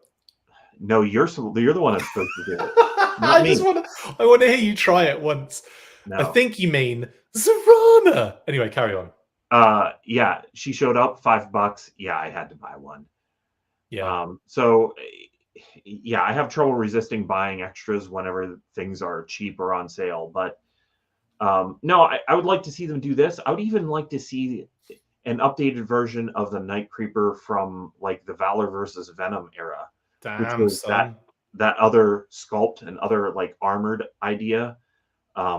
But done in some more traditional colors. More traditional proportions would be nice. Well, yes, there's some ideas there. And I think that if you take some of those ideas and update them into the classified line, I think that you are doing a bigger service to those original designs, that maybe some of the execution on them was a little bit lanky sometimes, Yeah. a little bit weird, Yeah. than you are to vintage figures that I'm still happy and love that vintage figure. You know, I like those Valor versus Venom figures. I like that era with its new ideas, but yeah, Night Creepers. Do you mean like cool. Night Creeper Hiss Tank Driver? That was a good one. Yeah, that was a little odd. I don't need him in red. I think that I would go with, I always like the purple with gold one. Yeah, that one was nice. always fun. Yeah, I like that one, but just some traditional Night Creeper colors. Did they do that? Would be cool. Did they do that to not homage, but did they do that to tie in with the second repaint of the Night Creeper leader? The purple and yellow one. Oh, maybe. I don't really know. That's a good question. Because you look at it sometimes and it kind of doesn't dawn on you at first, and then you kind of think, well, hang on, the Night Creeper was that deco, or more brightly that deco. I wonder if that's a little tie-in at some point. It could be. And we could eventually get Arctic Night Creepers. Wouldn't that be cool? Arctic Night Creepers with the cape as well, that white cape, that would be so sweet, man. I think today's lesson is that we can talk about Night Creeper forever. Yep. This is now a 5-hour show where we're just going to talk about Night Creepers for the rest of it. I'm really down for more Night Creeper stuff. I think it's such a cool concept. I think it's a very cool idea. And I'm really excited to see it in the classified series and can't wait to see what gear they're given. The other thing I would like to see are kind of tech-based weapons. So they could have... Yeah. I feel like they need a tablet. I feel like they need like something on the... like a new compound bow that's got like a screen on it would be really cool. Maybe like the crossbow with a little flip up kind of screen on it, like a little tablet or a little phone or something. Just some like cute things like that to make them a little bit more tech. Yeah, no, I agree. Those are all good ideas. I would like to see all of that. Like, do that. That's what I want. Let's do it. Let's get on it. Right, cool. That is that. Torch next. Now this one probably is screaming to me that they might not be doing removable glasses with Torch, but Pat, and you'll be able to kind of maybe fill us in a little bit more with your knowledge on the kind of pre-pro stuff here. Is it possible to see tooling like this, or the fruits of tooling here in this case, where they still make changes or change things up? Or is this at this point what you're looking at as the tool? I cannot imagine them changing this. I'm not like a tooling expert by any means, but I mean, if we don't see it this way, I would think that something big happened to cause them to want to change things. Because honestly, no, I don't think he's going to have removable goggles. Seeing it here, no, I can't imagine that. Who is that next to him? Well, we believe it's a clone on the left and a falcon on the right. Some people were saying they thought it might be Alpine, but I'm pretty sure that it is a Falcon and Winter Soldier Marvel Legends situation. Okay, yeah, that makes sense. Yeah, I was trying to think Falcon. That doesn't look at all like Falcon. How we know what Falcon looks like. I was thinking, like, with this particular head, like Torch never really had his shades off ever for any reason. No. But then again, like Buzzer doesn't really, and I don't even think I've ever seen Ripper's eyes before, honestly. No. So like it's nice that we get some of them with removable shades. It's weird though that they do those two and don't do this one. I agree. That is weird, but maybe it's looks good though. Maybe it's the particular hairstyle, the fact that the hair is always over his ears. Yeah. That would make it difficult to actually make removable shades, because you'd have to have 3 different parts to that. Because Buzzer has long hair, but it's also pulled back to the point where you see his ears. And Ripper has it kind of clipped on the sides and you see his ears. Both of those facts would make it easier for them to make glasses that are removable for those characters. Whereas with Torch, you could make them removable, but then you'd kind of need to do like the Baroness thing where his hair is a secondary piece. And you've got holes that slot in as well. Yeah, and you have to slot it in. There's, because of wall thickness and everything, you're going to have to find a way to fit fit the glasses between the head and the hair. I realized now, like now that we're talking, when I was moving my classified figures for the move, I noticed just how delicate Cobra Island Roblox glasses were in staying on, even with those kind of like places for them to go. But I feel like they've definitely improved massively as the line's gone on with the shades and the glasses and all that kind of stuff. But yeah, but it looks like Buzzer might have an issue as well, says Ed. Buzzer's glasses don't love to stay on. Maybe they tried for it, and based on the end result, they pivoted for Torch. Yeah, I could see that. That also makes sense. Yeah, it does make sense. Yeah. Yeah, Ryan says, I wonder if they had trouble with his head glasses, and that's why Torch wasn't in the same wave as Buzzer and Ripper. Another good shout. Yeah, I could see all these being good options. But that said, Pat, I do like this sculpt. There's a lot of personality in there. You got the headband they've kept in there, the shades. And then you've got that amazing, like, mutton chops handlebar mustache job going on as well, which is phenomenal. Yeah, I think that it's promising for the rest of the character. I do really hope that this time we get a backpack, though, because he'd be a bit weird without one, though, wouldn't he? I think Ripper's weird without one, because I love that generator that he's just wearing all the time in order to keep the Jaws of Life. And they've all got so much. Those backpacks are so much fun. It's weird that they decided against them, but maybe they've got an eye on reuse for retro. Maybe they've got an eye on that, and they're going to throw retro. But if we get a repaint, a redeco of Ripper, I really want the yellow shirt with the rectangular camo on it. What? The movie version? The movie of Sunbow. The Sunbow version, exactly. Yeah, because that is an iconic Ripper. It's weird that they don't do that all the time. And even the 25th one didn't kind of have that, didn't have the right camo on it. Imagine a SDCC set that had Ripper, Chuckles, all of like the movie versions of characters that have already come out. But no, I'd love a Sunbow set of Dreadnoks. That'd be wicked. And then maybe just a 3-pack of the three original Dreadnoks with their gear, with their original gear. Yeah. Maybe they're going to come out with some sort of like motorcycle version of each one, and we're going to get a motorcycle for each one and their original gear. Who knows? I'd just like to see those elements brought in, and I'm so surprised they didn't do them. So surprised, honestly. Anyway, that's Torch. Norgahide. Now, we saw his hat recently, and in actual fact, let's just go back here quickly, because someone did mention this earlier. You can see the figure to the right of the Night Creeper there, which is obviously Norgahide's hat.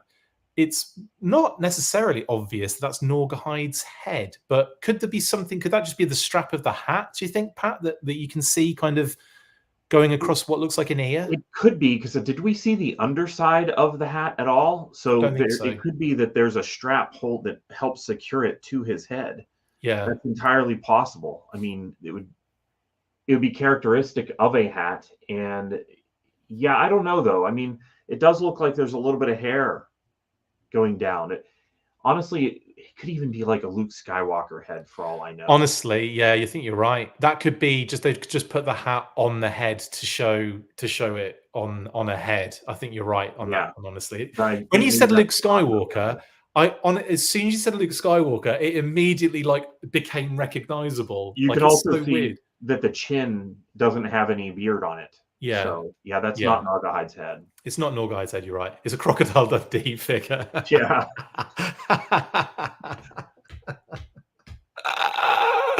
That ain't a Norgahide. This is a Norgahide. That's a spoon. Right, yeah, so that's Norgahide. Right, there we go. Someone the other day said, why does Norgahide have hair? And I'm like, it's not hair. It's not a terrible comb over. That is a animal attack on his head there that he's got 3 scratches on. Oh, is that what that is? I thought that it was hair. Did you think it was a comb over as well? I did, yes. No, it is 3 scars from an animal attack. Which I think is confirmation of that. Yeah, which is a really cool addition in it when you think about the fact that he's a poacher. Yeah. Yeah, no, that's a good idea. He should have something where some of the animals got back at him. That's fair. I think that makes a lot of sense. And I've got to say, I think this is probably the perfect facial expression as well, like for him, showing teeth, you know, like little growl going on, kind of like furrowed brow and everything. The eyes are a little bit. Yeah, I just think this is a really, really good head sculpt. Yeah, it's neutral enough to be adaptable to different situations. Like if you're going to have him sniping or pulling out a bow or doing several different things, it's not so specific, but it also it's not O-Face Duke, is it? You know what I mean? right. Like, Yeah. you're not just yelling all the time. You're kind of like, you're either kind of like always looking like that. That might be his resting bee face, mightn't it? Well, yeah, that's true. I mean, he may just walk around like all the time.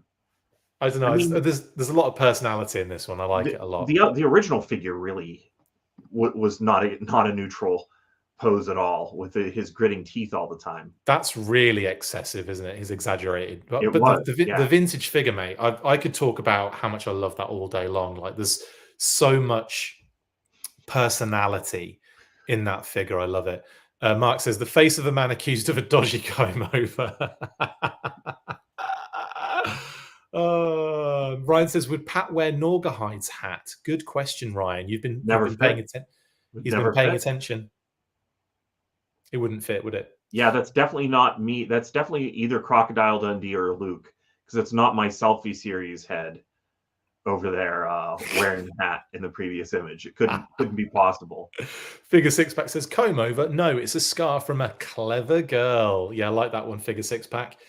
A Velociraptor clearly did that damage, and honestly, it looks like a Velociraptor did that damage. That would probably have to be a tiger or something, wouldn't it? Would you say, Pat, that did that to his head? Yeah, probably. Not. I would doubt a bear. Yeah, I mean, gashed his head. Yeah, that's gonna be a tiger or a lion or something. It's probably, yeah. What I always thought was interesting, right? And I'd like to get your kind of thoughts on Norgahide as a character. They always in the file card, it was always the case of sorry, Mark is joking in the comments, and we'll get to that in a second. That's hilarious, Mark. They said in the file card he was kicked out of Africa for, you know, yada yada yada. And then, of course, the character in the Deep cartoon was made extraordinarily Australian. Where do you see Norgahide's origins? Where do you see him as a character? Do you see him as an Aussie, or do you see him as South African, for example? Honestly, since he wasn't in the Marvel run of the comics at all, I see it still as very adaptable. Like, I would like to know what Larry Hama would have done with Norgahide, really. Maybe he just didn't care for him at all. It's a very high possibility he was just like, I'm not putting that in the comic. Get lost. Maybe there was no place for him at that point in the storyline and where he was going with it. Yeah, I mean, unless you're just going to show him amongst the Dreadnoks, you'd have to be telling a poaching story, which maybe that's just not where the story was going, and it wouldn't make sense to necessarily do that. I think maybe an issue of special missions with him would have made sense, but special missions wasn't around at that point. So, yeah, I don't know. I think that I'm just open to it being changed, because having all of the Dreadnoks be from Australia doesn't really make sense to me either. Leon says make him Welsh. It's kind of funny, yeah, that we'll make him Welsh. There is a Welsh Dreadnought, is there not? I'm pretty sure. Who was it? Monkey Wrench? One of them's Welsh. One of them's from Wales. I can't remember who it is now off the top of my head. I've just done. Sorry, mate. It's not Buzzer? No, Buzzer's from England, I believe. Okay. I'm gonna have to look this up now, because I literally did. I tell you, as soon as I have to think about we were something, just doing a channel on Dreadnoks. I can't remember all the file card details though. But that's the problem, isn't it? Like there's so much information just in those file cards. Now, Buzzer is from. I'm pretty sure he's from he's from Cambridge. I knew that. Yeah. I knew he was from Cambridge. I don't know why I didn't think of that. Ripper is from Tasmania, I want to say. Ripper, 3D Joe's. I'm pretty sure. Thanks, 3D Joe's. Shout out to Carson. I'm pretty sure he's from Tasmania. Yeah, Grim Cape, Tasmania. I was right on that one at least. And then Torch. Maybe Torch is Welsh. It says birthplace Ryle, North Wales for Monkey Wrench. Rill. Yeah, for who's that? Monkey Wrench. Monkey Wrench. Yeah, Rill, North Wales. Monkey Wrench is Welsh. Yes, thank you. I was right the first time. Torch is from Botany Bay, New South Wales, Australia. So yeah, he's an Aussie. Funnily enough, not many of the and obviously Tasmania's close enough, but he's not Australian. Ripper. So they're not all from Australia, but that's what the Sunbow cartoon effectively does, doesn't it? It kind of like makes them either all Cockneys or Aussies. Zanzibar is from Australia. Thrasher is not said. Zanzibar is from Thrasher's from Belgium because they've retconned him in future. Okay. So if you go to like his, was it like 7-pack release? He's from Belgium in there, I think. You see, I remember that one like an idiot. But what's the one we're talking about just then? Zanzibar. Zanzibar's from somewhere else really random. Randy Bar. He's from Cayman Islands. So Zanzibar is from the Cayman Islands, which is pretty cool. And Road Pig is from the USA, I believe. Anyway, enough of this. This has been fun, though. I do like... Rill is near me. Total hole. Thank you, Leon. That's hilarious, mate. Absolutely hilarious. So, yeah, Monkey Wrench from Rill. Yeah. Okay. I think that's everything. I think we've covered it all. Excited for the Wild Boar as well, I've got to say. I'm really excited to see Clyde, as he is officially, technically referred to in multiple official situations now. So, yeah, we have to say it's Clyde now, mate. Sorry. Yeah, no, that's fine. Yeah, we'll deal with it. Are you excited to see a mohawk on a wild boar? Sure. I'm more interested to see if he has his earring. Oh, he's got an earring as well, hasn't he? I forgot about that. Yeah. Oh god, that figure and an animal at companion are the best. I cannot wait for this classified version. Anyway, and I'm sure the images that the promo images are going to be freaking amazing, are they not? Like, I cannot wait just for that aspect of it, honestly. Yeah, for sure. Can't wait. Anyway, that is that. We've got a bit more news to talk about. I forgot we've got more. Let's move on to Super 7 updates.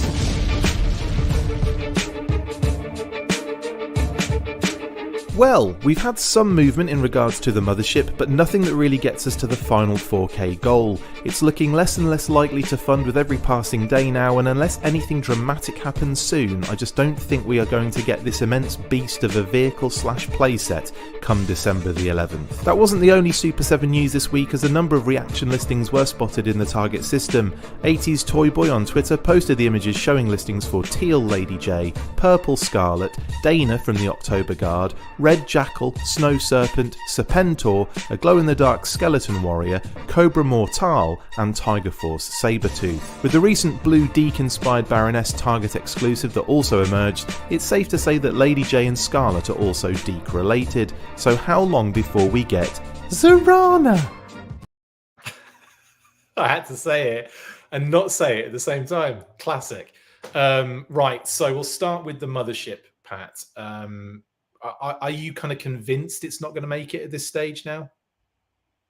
Yeah, unfortunately, I don't think that I just can't imagine it being there. Like, I do still think that there could be some backers that will be buying multiples from some of the retailers.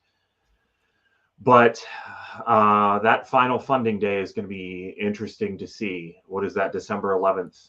Yep. It's going to be really interesting to see what happens that day.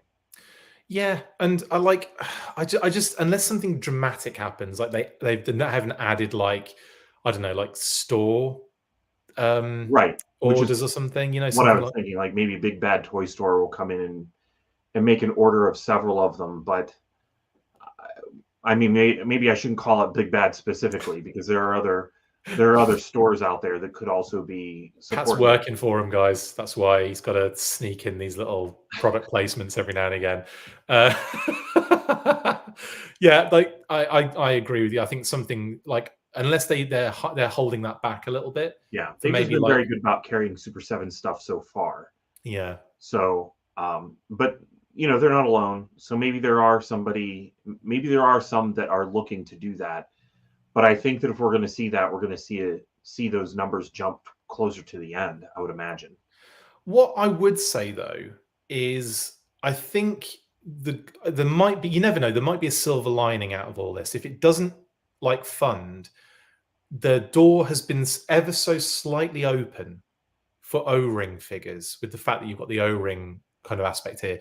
Yeah. Do you think that the possibility might be that this might fail, but it might lead to Super 7 doing O-ring figures? Well, see, that's why I was talking last week about the O-rings being separately orderable. Like, I wonder what they are seeing on their end to the response of the O-ring figures, because we know that if the mothership doesn't fund, those figure sets don't get made. Yeah. But if the mothership does fund, it does seem that you can order the figure sets without ordering the mothership, which is what I was getting at last week. Yeah, yeah. And so I wonder how much of how clear that is to people, and whether or not I'm wrong, and what kind of response they are getting just to the O-ring aspect of things. I think the way that the figures look, that it's not like they are sticking strictly to the buck and all of the specific details of the vintage O-ring figures. So I do wonder how they would fit in, but it could end up being something similar to all of the reaction figures, where they just make enough of them that in a week we get right, we get one wave, and all of a sudden we've got 47 different army builders somehow. Oh, I hope that they don't do that. I hope that they wouldn't do that with I don't think they could. I don't think you could do it the same. Like, reaction makes sense because it's, you know, more basic design build, etc. It's just easier to make. With O-ring, there's no way they're going to do 12 different variants or something. It's just, it just would not make sense for them at all. They're going to have to go characters. Changing the color and change the accessory that it comes with. So, I mean, they could do that with O-ring. I don't know. I hope that they don't go that route, because I personally think that was the... They've already tested the waters, and they've already changed how they do variants and army builders. Yeah. So I don't think you'd have to worry too much about that. I think they'd probably go out, you know, very low level variant stuff. But what I'm thinking is that once you get to like wave 4 or 5, even if they don't match the vintage figures, if they have their own style to them, they will feel like one cohesive set of their own. And it wouldn't replace that vintage style that I was looking for. But it would be neat to see some of those characters. There's a lot of characters they've actually already done that I would have preferred to have had as O-rings, that who knows, maybe there's some opportunity to do some of those again. Dude, they've done so many reaction figures that they have to at least do some crossover. Like, if they were going to do more O-ring, then there's no doubt in my mind they'd have to do like some of the characters they've already touched on in the reaction, because we've got like 3,000 figures already with reaction. Like, it's just no avoiding that at all. So I don't think, I think, we'll see, I guess. We'll see how it goes with this particular thing, and who knows. But it doesn't look too positive that this is going to fund at this stage. We could change, though. Things could change. We'll see how it goes. But yeah, I think we're not throwing the towel in just yet, because we do have 11. We've got a decent amount of time left, and we'll see how the back end looks when we get there. Kitty said, right. Super 7 also, Super 7 didn't reveal these, but listings in the target system have appeared for the following figures. We have Teal Lady J, we have Dana of the October Guard, and we have Purple Scarlet. Let's talk about these first, Pat. We kind of have touched on Deke with the Baroness, and that figure that kind of emerged recently as a Target exclusive figure and image. Mm-hmm. We're probably looking at Lady J Scarlet here as Deke as well, aren't we? Yeah, if they're not, I'd actually be maybe a little bit disappointed. Yeah. I mean, what would we even be looking at here? some sort of teal glow in the If you're dark. just doing, a teal Lady J that's just to do her in teal, where I don't know what that would even be a reference to. Like a holographic Lady J or something. I don't know. I don't know. But yeah, I think that's probably a good shout. We'll look at some images of those later. Let's look at Dana quickly. Holy crap! October Guard, is this opening doors? Do you think for October Guard characters in the brand? I kind of still think that it might be the Sunbow version of Pink. I think it's Dinah, right? Wouldn't it be Dinah instead of Dana? I've always said Dana, but it could be Dinah. Yeah, it's Dinah in the episode. The Invaders, I think, is the episode. Right, yeah. I do kind of think that we're going to have her in that pink wintry looking outfit. Yeah, I don't think it really makes sense for them to do the comic book appearance of her at all.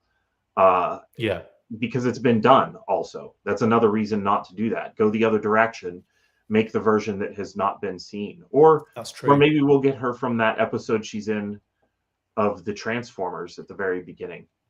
Yeah. That's not going to happen. No, it won't. But that is, I think you're right. I think it's going to be the purple top. And the only reason I've utilized in the visual the Dana, the Princess Diana image is because I was rushing. That was the only reason. So I'd probably, like, second thoughts would 100% put that Sunbow Dinah in there as well. But yeah, that's good shouts on those.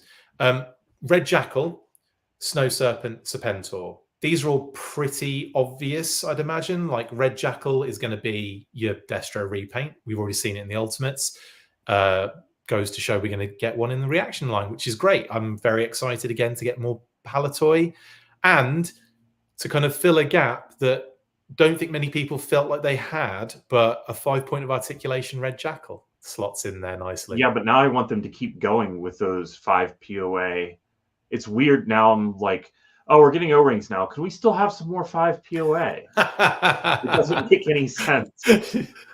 It's funny, isn't it, how our minds work and how things go. But I think it's that kind of like filling gaps and ticking boxes. It is. And But I think I'm just really happy to see Palatoy getting more love, and the more love that Palatoy gets, the better, in my opinion. So that's great. Snow Serpent, I believe, is just going to be a Snow Serpent head on the Games Master drone body that we've already had, which was effectively a Snow Serpent figure, wasn't it, at that point? A Sunbow one. And Serpentor. Now, here's a question for you. Do you think, we're talking a lot about Deke at the moment, we're talking a lot of Deke at the moment. So with Serpentor, do you think they're going to go standard Sunbow-ish, or do you think they'll save that for maybe some Air Chariot vibes? I think that they may save that, because you asked me last week if I was to have one Deke deco, who would I want? And I did mention Serpentor. Yeah. So I still kind of am hopeful for that, because, Serpentor, like the rest of the Deke stuff, as Philip pointed out to me, is based on the order of battle color for him. Yep. So there is also a comic-based reason to do it in that deco. And it's such a different look to him, but at the same time, you look at it and never question who the character is. Yeah. Red cape, green body. It's Serpentor. I want to see it that way. That'd be really cool, I think. And would be a little bit kind of, not down the middle, just like a little bit left field. Or they could do, if they want to go really left field, they could do it in red. Oh, mate, the copper version. Yeah, absolutely. Copper Serpentor, which still looks very red to me. No, totally agree with you on that one. And then we also have the Skeleton Warrior Glow. I just assume this is the single carded version of the Skeleton Warrior in the set. I don't know if when they were referring to glow, if they're referring to the whole figure or just the sword that does glow in the dark. Maybe it's just the sword that glows in the dark. But we'll see. We'll see if they do like if the bone of the face or whatever glows as well. That'd be really cool. So that's that one. I think that's pretty straightforward. Yeah. Cobra Mortal, Snake Eyes repaint. But which one are they doing, Pat? Are they doing... I personally think it's going to be silver and red. But do you think they might try the Venezuelan white one? I mean, the Venezuelan white one would be easier to do without people wanting the chrome on it. But at the same time, I think that the red one with the silver is more interesting. It's more iconic as Mortal, isn't it? It is, yeah. So I kind of expect that to be the one that we will get. But I'm curious to see what decisions they make, and I expect it to be kind of a grayish metallic plastic rather than anything vac metal. Yeah, much like the Ultimates Destro head or the that kind of stuff. Yeah, where it's not quite chrome. Yeah. And of course, this is the character that we've been holding out on for everyone for ages. We were told about months and months and months ago. It was supposed to be like the initial plan was to have Sabretooth, as in, the unreleased Tiger Force figure, was originally going to come as I think Target exclusive for that wave of Tiger Force figures. Things changed. Shipwreck was shifted out of SDCC because obviously Shipwreck and Maruho would have made more sense for international G.I. Joe things, wouldn't it, for the SDCC thing? That was shifted to the Target exclusive spot. That's why we got that Python Patrol officer or troop, I can't remember which one, in SDCC as well.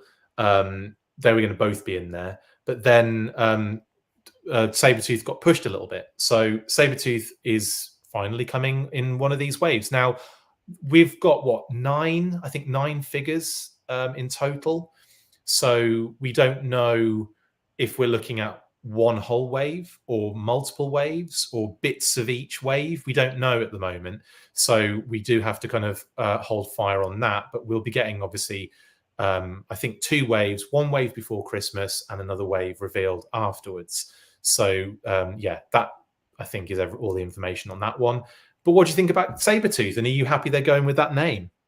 Yeah, that's exactly the comment I was ready to make. Was I'm really glad they're going with the name Sabretooth. It just, that feels like we're finally getting that figure. Yeah. At retail. Like that's another piece of the bit that we didn't get so long ago.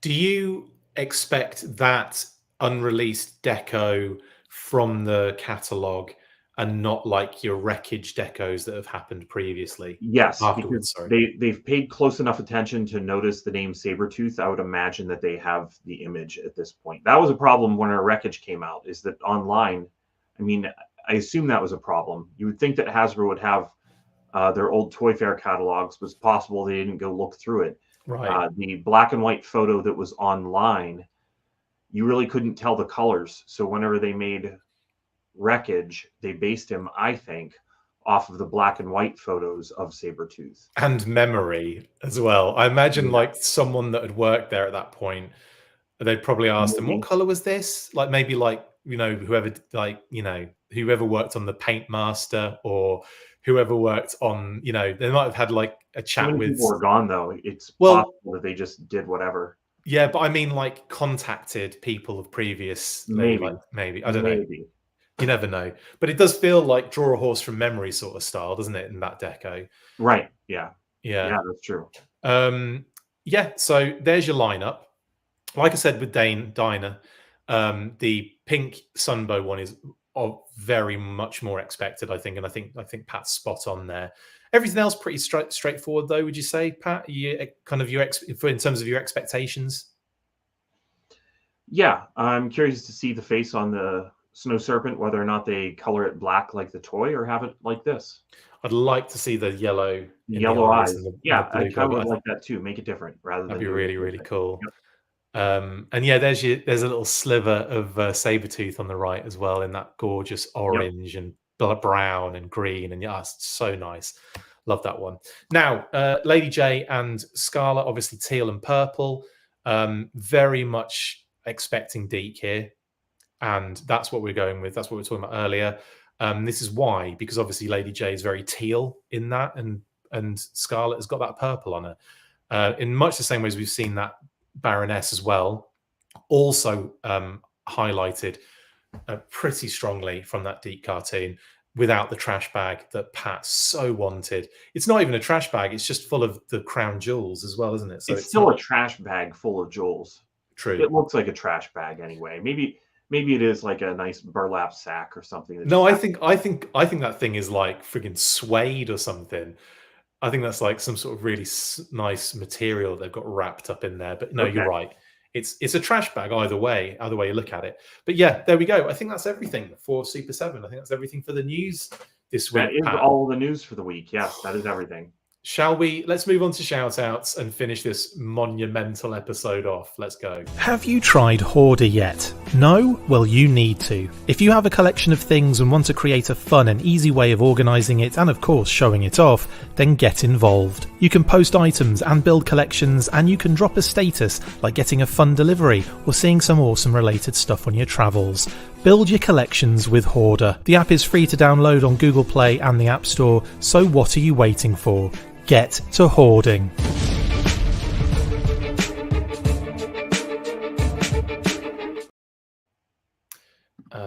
Ryan Costello just said, stay fresh, trash bags. Thank you, Ryan. Always enjoy your comments, buddy. Yes, it was the Royal Family Jewel, the Crown Jewels figure 6-pack. Yes, in the bag. Absolutely, as we mentioned. Right, shout outs. Pat, go first, buddy. Shout out to Philip. I have been hard at work this week trying to get an episode ready for the end of the month. We will have something by the end of the month, I'm sure. But I'm actually kind of hoping that we will have something prior to the next weekly for the full force. So nice. So you can promote that. Yeah, it'll probably. I'm hoping that it'll already be out by then. So yeah, nice. Yeah, actually, it should be, because the end of the month is.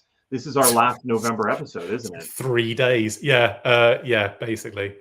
I think, 29th on Wednesday. So it will be it's going to be 30th on Thursday. Yeah. So I don't know what time this week that an episode of Articulated Points will land, but it should be sometime this week. Sometime soon. We're going to have to switch up the graphics again soon, aren't we? Bloody hell, it just changes so quickly. Yeah. Anyway, shout out to Phil and to Articulated Points. Go check them out. YouTube, link in the description. You know the drill. Excuse me. Shout out to my lovely wife, Kate, and Phoebes, my little pup, who's in that shot, but she's in the yard probably doing a wee or a poo at that moment.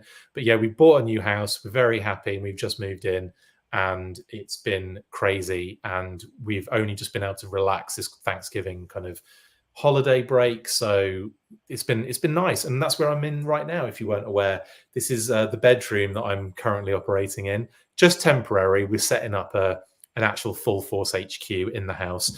Cannot wait, very excited for all that. So massive shout out to Kate and my wonderful family. And like I said before, the in-laws, Valley and Kent, have just purchased some very awesome things for our new house, so thank you so much. We love you guys. Massive shout out to the whole fam, and of course the mum and dad and the family in the UK as well. We'll be speaking to you guys tomorrow. Can't wait. There we go. And Brian Sauer for his wonderful graphics work. Brian, you've got more to come. Sorry, mate. I'll be messaging you shortly about things that I require from you. So thank you very much to Brian for his amazing work on these gorgeous graphics. Shout out to Skeletron as well, who posted an update, a Kickstarter update very recently. Lots of cool factory is the word I'm looking for, not family. Factory images coming out. They're still on for their kind of revised schedule where they had delays, but they're still on schedule for that, which we brought to you a while back. So that they're still on track to get all of that stuff when they said they were going to get it. Not too much longer to wait, and my God, it's going to be worth it. There's some of the images of some of the figures and some of the parts, and here is a first shot assembly. How exciting is this, Pat, of the RoboSkull Mark II? It looks so good. The bar is going to be raised whenever this stuff comes out. I'm looking forward to it. I can't wait, especially to get the O-ring figure in hand and to get to play with the vehicle. I've seen it multiple times now in person, but I've never actually, obviously, I've never just sat and played with it, because it's just a look but don't touch kind of situation. For obvious reasons, we don't want prototype stuff to break. But yeah. I'm looking forward to this. This is going to be amazing. Cannot wait. It looks kind of cool in the red, white, and blue. I think that was done by accident. But yeah, very nice for like a Thanksgiving post as well. Genius. Yeah, shout out to Ben, Mark, and the rest of the crew doing a phenomenal job on that. And then shout out to Kickley. You've got two more absolute beauties here, Pat. Kickley's been churning them out, and again, I just like to highlight these because there's so much. This is just fun to kind of like break down and look at. Do you know what I'm saying? Yeah, I like the feeling of the weight of the boat. Big time. On the right. Yeah, it's nice. It's good. Do you know what's really cool about this? Is like there's so many little homages and hidden like gems in it. Like you can see a dragonfly on the right flag, like or with the right aircraft carrier, and on the left aircraft carrier, you can see a tomahawk on the left-hand side. Like the kind of silhouettes anyway. And then this is getting really nerdy, but obviously on the front two devilfish or devilfish, you can see obviously dial tone, snake eyes, low light, roadblock, beachhead, and Lady J. You can see that. But behind them, there's another devilfish that's just silhouetted, and I think that's Scarlet's ponytail. You can see. I think so too. Yeah. On the limb and saying that the other character is version 2 Storm Shadow because they have a sword, and I just feel like that it might be like, you know, G.I. Joe version Storm Shadow. What do you think? It could be, yeah. I guess I didn't see that looks like it's his left hand holding a sword. Yeah. Yeah. Unless that's a long barrel rifle. Do you know what? You could very just as easily be. Who would you have then in that sense? Because they've got low light as a sniper, but as a long barrel. Roadblock. Who do you think? Could be Roadblock with a long barreled rifle. Roadblock's on the front devilfish. Oh yeah, front right. What am I thinking? Well, it's version 1 Roadblock. They're two different people now. Yeah, I don't know who that would be then. I mean, you're probably right. Storm Shadow's a good call. I really want it to be. I really want it to be two Roadblocks on in the same narrative image. That is amazing. Amazing. Classified devilfish when, says Tor. Do you know what? That's a good shout because I think a devilfish would be perfect for classified scales. Definitely. Yeah, I think so too. That'd be a good one. We need more aquatic guys. Big time. Anyway, yes, love it. So this is Kickley. Does amazing art. You can check his links in the description, I think. If not, go on our Facebook page and find these posts, and then you can follow Kickley and all that kind of good stuff on all of his socials. This other one as well, though, quite apt as well, with Torch, Buzzer, Ripper, Thresher, and Zartan in the Thunder Machine. This is a beauty as well, isn't it? Yeah, I enjoy it. I can only imagine how fast this thing is going, and they're hanging on the side. You know, it looks like the front wheels aren't even touching the ground, and there they are.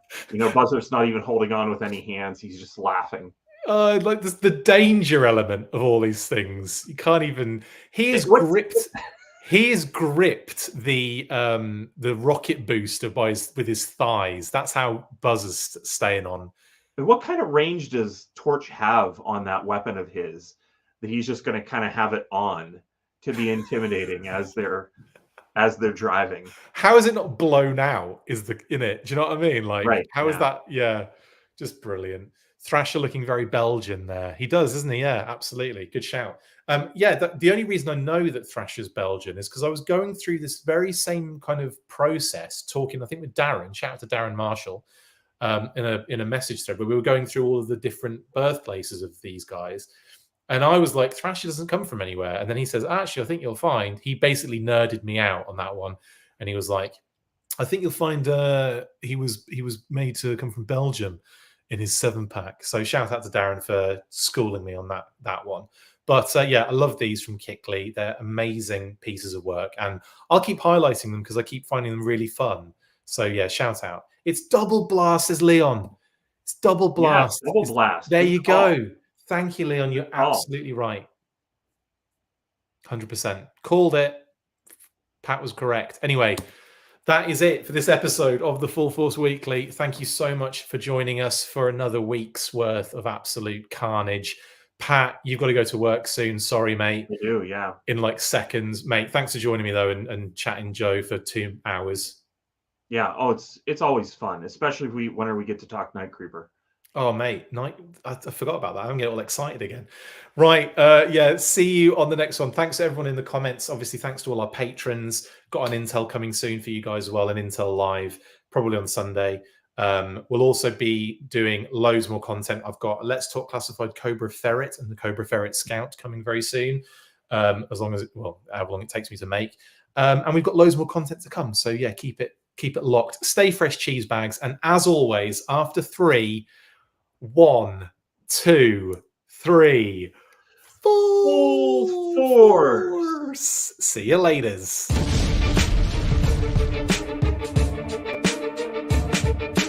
Make sure you get involved with the discussion by liking, sharing and commenting on these videos, and as always you can keep up with the show after listening by following on X, formerly Twitter, @TheFullForce, liking the Facebook page, facebook.com/TheFullForce.